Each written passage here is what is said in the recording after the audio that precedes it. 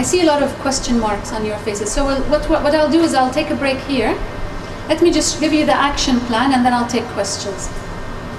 So your action plan for today, if you don't remember everything that I said, you hydrate with water and green juice. Okay, good quality water. You alkalize, so out with the animal products, in with the green vegetables, fruits, stuff like that. Small meals and light meals. Avoid the fried sugar, dairy, etc. You improve your digestion, please. This is something very, very important. Without proper digestion and elimination, you can't move forward. And don't think that you're stuck in that.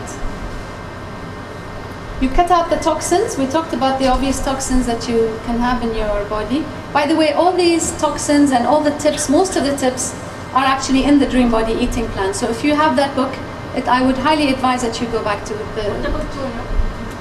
Tuna is actually very toxic. Not the fish itself, but what the fish has become today because of it has a lot of mercury. Tuna actually eats the mercury in the sea. And mercury is about. So tuna is very high in mercury. So you can have other fish, not tuna, yes? So you think that is how mercury yes. You have to do a proper detox plan if you want to get mercury out of your system. So first you have to make sure your digestion is working correctly. You're not constipated at all. Vitamin C helps get mercury out. The green juices will help get mercury out. But you have to make sure that you're doing it right as a detox plan, because when mercury comes out of the system, it's not an easy process.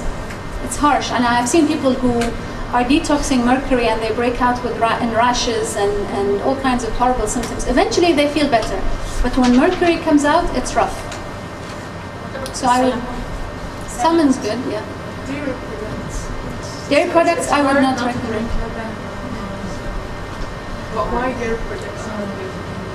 Well, first of all, there's a whole long argument of why dairy products are not good for you, and you can find that argument on my blog actually. But I'll give you a short synopsis. Dairy products cause mucus. Okay, so they're mucus forming, and I don't know if you noticed that. When you have a lot of dairy products, you will feel the mucus in your system. Okay, when there's a lot of mucus in your body, then it's also blocking the cavities, the sinuses. If your sinuses are blocked, you can't get rid of toxins because that's how they come out. But also, you can't get rid of viruses. Let's say you pick up a virus. I pick up a virus today. If my sinuses are blocked, then I can't get rid of it. So your chances of falling ill are a lot higher when you have a lot of dairy products. I'll tell you something else. Dairy cows are given daily injections of hormones. So you have your own hormones in your system and you have the cow's hormones.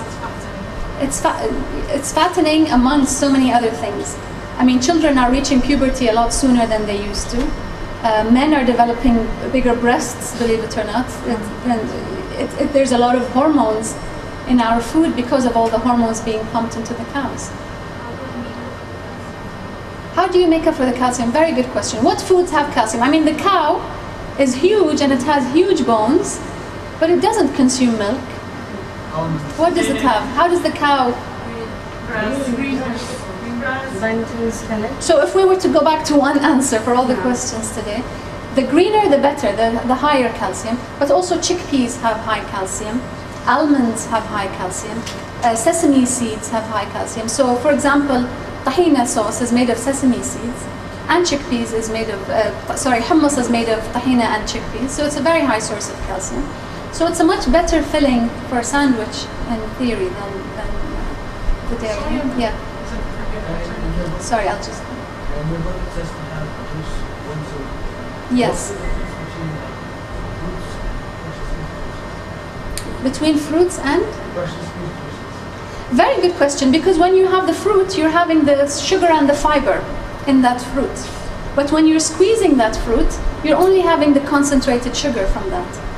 So you need to have the fiber. The fiber doesn't let the sugar affect you as much as if you were having it on its own. Very good question. And what I'm saying today is green juices. Don't mistake that for regular juices. He's saying, why should we have the fruit and not the fruit juice? When you have the fruit, you're having the fruit, the sugar in that fruit and the fiber in that fruit. When you're juicing it, You're taking out everything good and keeping just the sugar. Especially the skin of the fruit. The skin of the fruit, High in just fiber. under, yes, high in fiber. Also, just under the skin of the fruit is where most of the nutrients are. So let me, any other questions?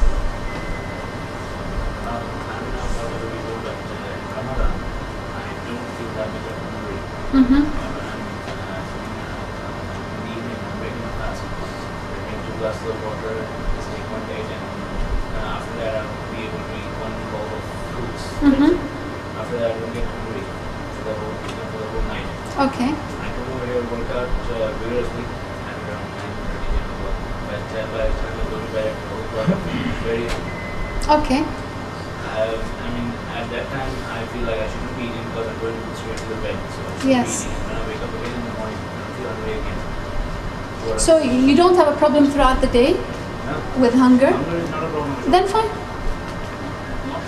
He wants to be hungry. Yeah, no, you don't have to be hungry. And you'd be surprised, a lot of people, when they detox, that's a natural state. Your body wants to relax. So let it. So I shouldn't be eating when I'm going to bed for, I mean that's the time It doesn't bother me whether you eat before you go to bed or not. It would bother me what you eat.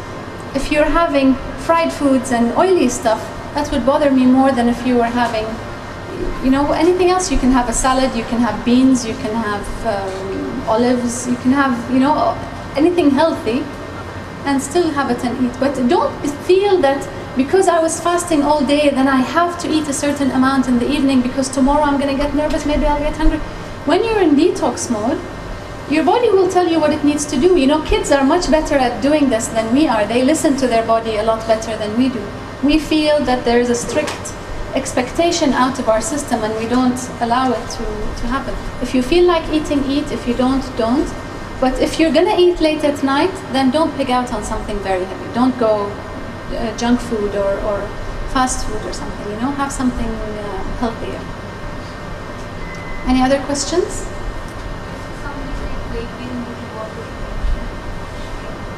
Sorry? Weight gain due to water retention. Yes, a lot of people gain weight due to water retention.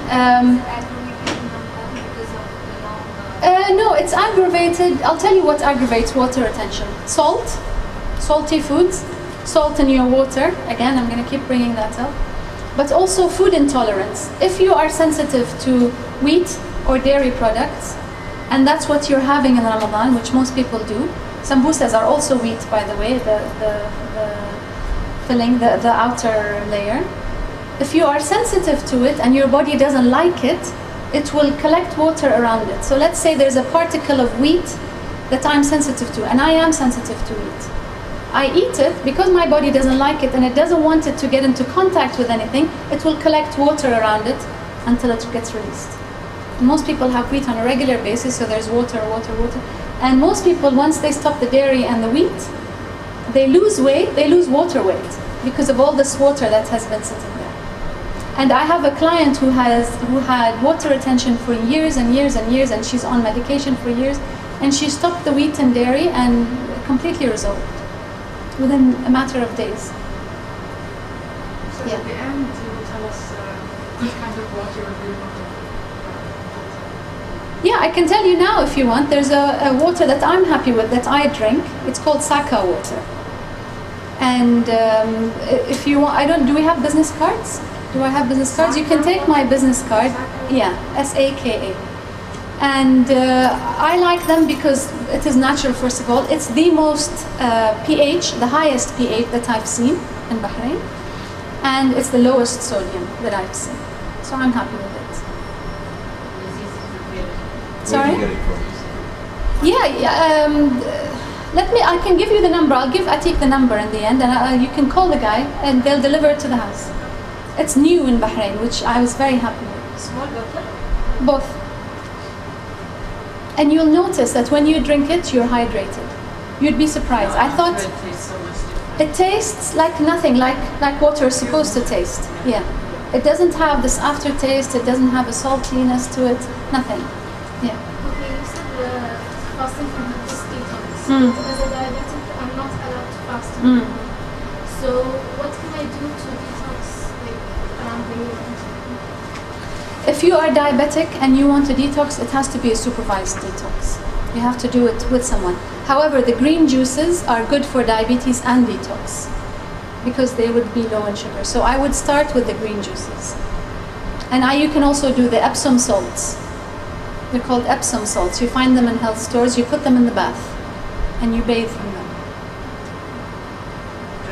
Yeah. Even a massage is detoxing, a lymphatic massage is detoxing. Enemas are detoxing. There's a lot of stuff that you can do if you don't have a bath. We'll take one more question. Last question.